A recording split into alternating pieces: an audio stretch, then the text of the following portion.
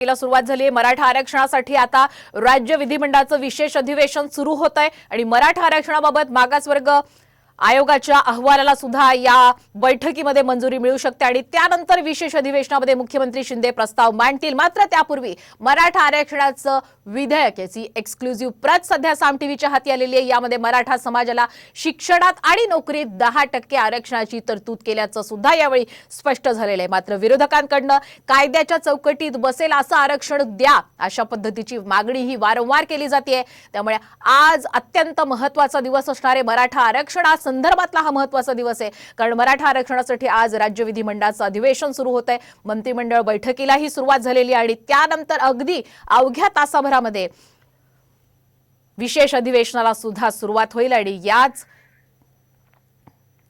अधिवेशनात मुख्यमंत्री प्रस्ताव मांडतील आणि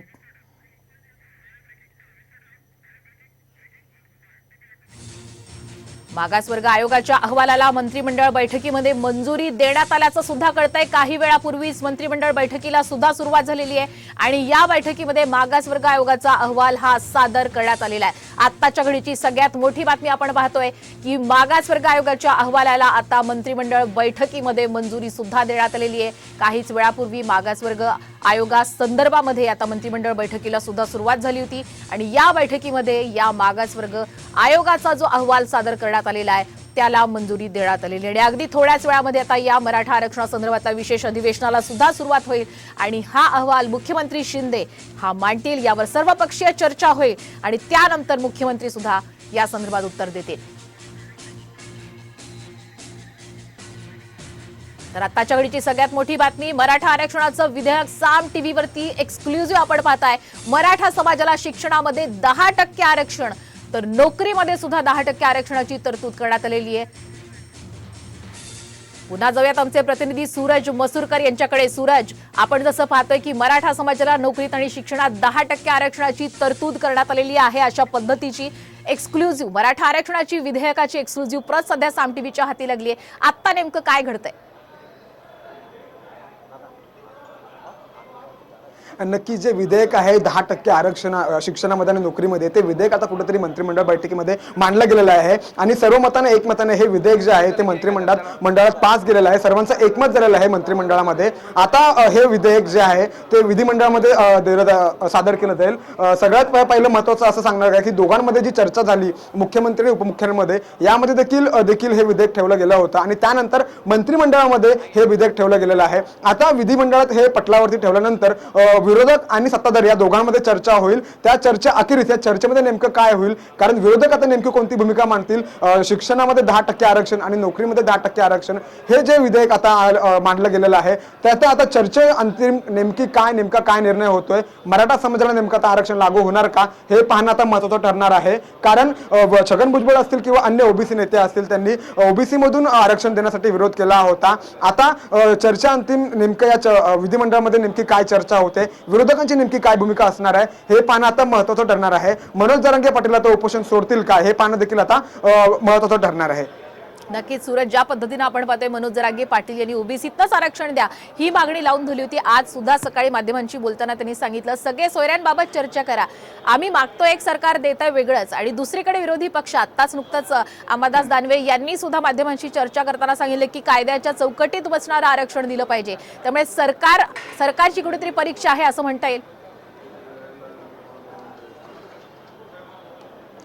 नक्कीच पाहायला गेलं तर सरकारने जरी 10% नोकरीत आणि 10% शिक्षणात आरक्षण दिलं गेलं, विधेयक जरी मांडलं असेल, तरी कुठेतरी ओबीसी जो समाज आहे तो कुठेतरी आक्रमक झालेला आहे। दुसरीकडे जे ॲडव्होकेट गुणरत्न सदावर्ते आहेत त्यांनी देखील सरकारला इशारा दिलेला आहे की जर का हे विधेयक पास झालं, जर का कायदा लागू झाला तर या कायद्याला काही तासाभरातच मी कोर्टामध्ये चॅलेंज देईन आणि कोर्टामध्ये हे जे काही विधेयक आणलं गेलं जाणार आहे ते कुठेतरी आम्ही थांबवू, असं जो चॅलेंज आहे ते ॲडव्होकेट गुणरत्न सदावर्ते यांनी सरकारला दिलेला आहे। आणि दुसरीकडे कुठेतरी ओबीसी समाज जो आहे तो देखील आक्रमक झालेला आपल्याला पाहायला मिळतोय। त्यांनी देखील ही जी मागणी जी जरांगेने केलेली आहे की ओबीसीतून मराठा समाजाला आरक्षण द्यावं ही जी मागणी केलेली आहे त्या मागणीला कुठेतरी मराठा समाज विरोध करत आहे। मात्र मुख्यमंत्री एकनाथ शिंदे यांनी सांगितलेलं आहे की इतर कोणत्याही समाजाला धक्का न लावता आम्ही मराठा समाजाला आरक्षण देऊ। आता नेमकं काय होतंय, नेमकी काय चर्चा होते, मराठा समाजाला नेमकं कसं आरक्षण मिळतंय, इतर समाजाच्या आरक्षणाला धक्का लागणार की नाही हे पाहणं महत्त्वाचं ठरणार आहे. मात्र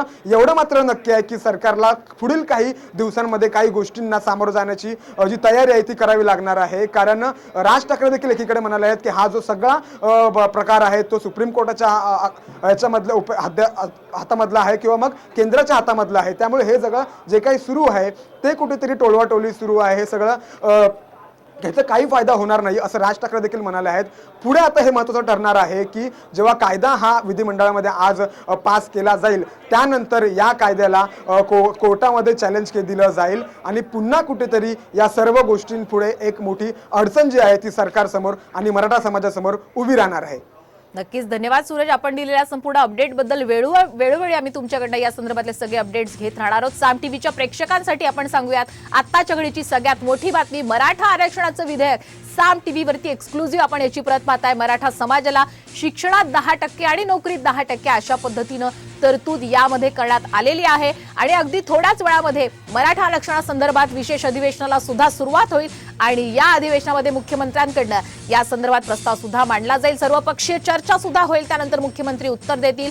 दरम्यान मागासवर्ग आयोगाच्या अहवालाला मंत्रिमंडळ बैठकीमध्ये मंजुरी देण्यात आलेली. अगदी काही वेळापूर्वीच मंत्रिमंडळ बैठकीलाही सुरुवात झाली होती आणि या बैठकीमध्ये मागासवर्ग आयोगाचा अहवाल हा सादर करण्यात आला आणि मंत्रिमंडळ बैठकीमध्ये याला मंजुरी देण्यात आल्याचं सुद्धा कळतंय. आत्ताच्या घडीची सगळ्यात मोठी बातमी आपण साम टीव्हीवर पाहतोय. अगदी थोड्याच वेळात मराठा आरक्षणासंदर्भात विशेष अधिवेशनाला सुद्धा सुरुवात होणार आहे. तत्पूर्वी मंत्रिमंडळ बैठकीमध्ये मागासवर्ग आयोगाच्या अहवालाला मंजुरी दिलेली आहे आणि मराठा आरक्षणासंदर्भातलं विधेयक साम टीव्हीवरती एक्सक्लुझिव्ह याची प्रत आपण पाहताय. यामध्ये मराठा समाजाला शिक्षणात आणि नोकरीत 10% आरक्षणाची तरतूद करण्यात आलेली आहे. यावर आज चर्चा होईल. कशा पद्धतीनं आज यावर चर्चा होतीये, सर्वपक्षीय चर्चा होतीये. मुख्यमंत्री कसे उत्तर देत आहेत आणि हा कायदा आज पारित होतोय का आणि कायद्याच्या चौकटीत हा बसणारा कायदा कशा पद्धतीनं आहे या असे विविध प्रश्न या निमित्तानं उपस्थित झालेले आहेत. तर दुसरीकडे जरांगे पाटील अंतरवाली सराटीमध्ये सुद्धा उपोषणाला बसलेत. त्यांचं नेमकं पुढचं पाऊल काय असेल या सगळ्या प्रश्नांची उत्तरं आज मिळणार आहेत. साम टीव्हीवरती वेळोवेळी आम्ही या संदर्भातले सगळे अपडेट्स तुम्हाला देत राहणार आहोत. आत्ताच्या घडीची सगळ्यात मोठी बातमी.